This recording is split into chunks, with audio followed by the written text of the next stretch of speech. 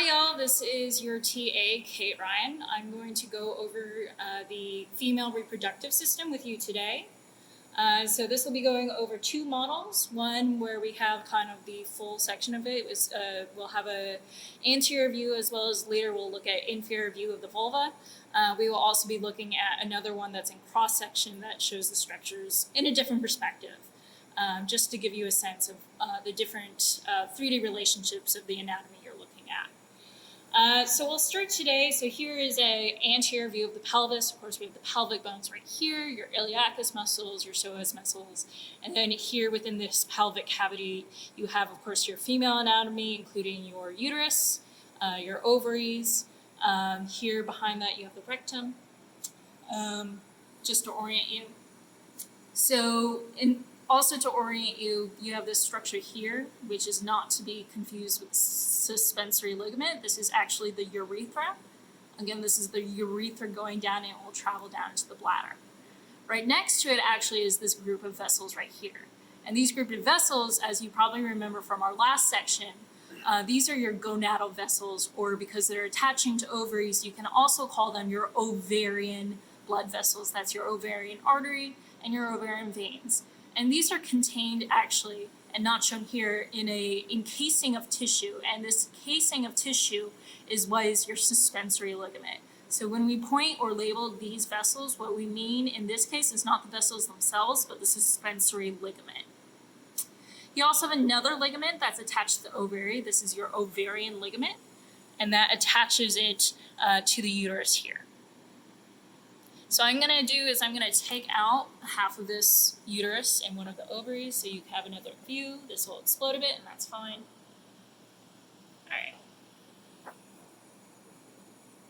So again, this is now a posterior view. So again, this is the uterus, this is the rectum, this is your ovary right here. So what you have here is an attachment to your uterine or your fallopian tube. That is right here, your fallops.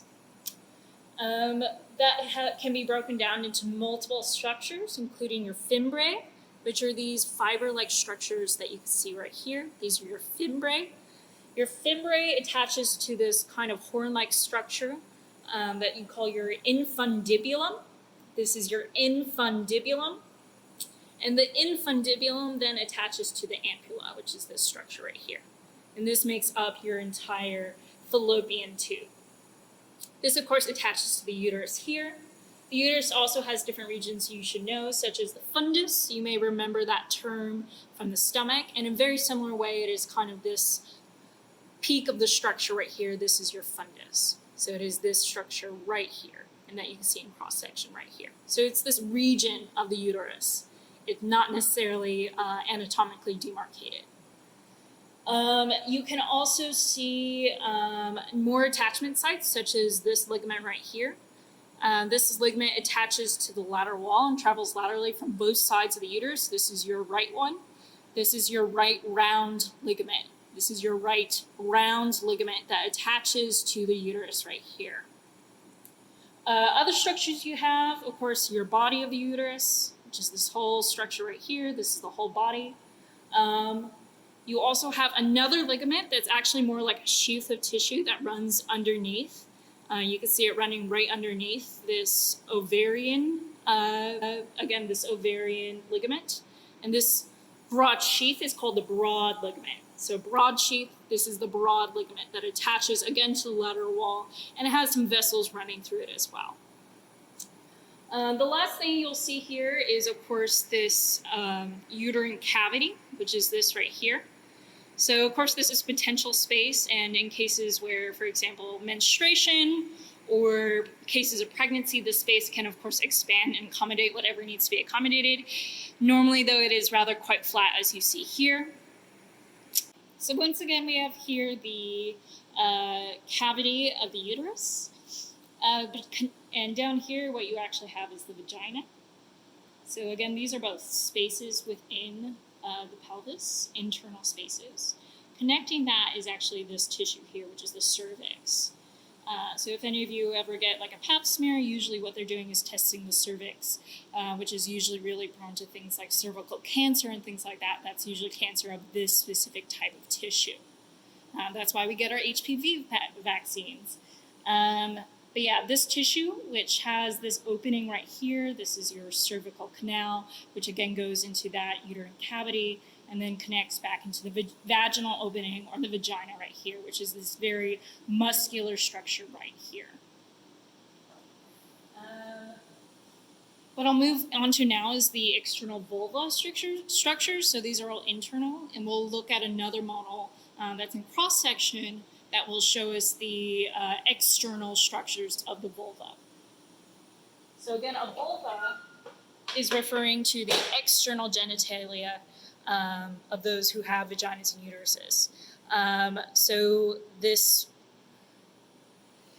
will include several structures such as this external structure here. This is the larger sheath of tissue, fold of tissue here, the labia majora or major labia, however you want to think about it. Labia minora is this internal one here. So this is actually medial to this. So medial is this way, lateral is this way. This again, of course, is your uterus, cervix, and vagina exiting out here into the vulva. You also have this structure here, which is this kind of bulb or mound of fat going over the pubic bone. So mons pubis, this mound of fat that covers this pubic bone and protects it. In this area, we also have a few other structures you need to know, including the clitoris. So this is an internal view of your clitoris. So the clitoris is actually a very large structure that kind of surrounds the vagina. You don't see the full thing here, but you see here the clitoral head, which is here. It has about 8,000 nerve endings. It's a very sensitive structure. What covers it is this sheath of tissue here called the prepuce. The prepuce covers that. That is what's also called the clitoral hood. Which will be, when aroused, will fold back to reveal the clitoris. Males have a similar thing called their foreskin. That is the male prepuce, and you'll learn more about that when you learn about male anatomy. You also have, of course, here, again, this is your bladder.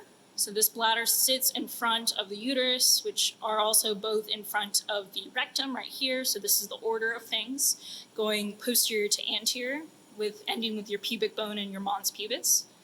So this is your bladder, and traveling down here is your urethra.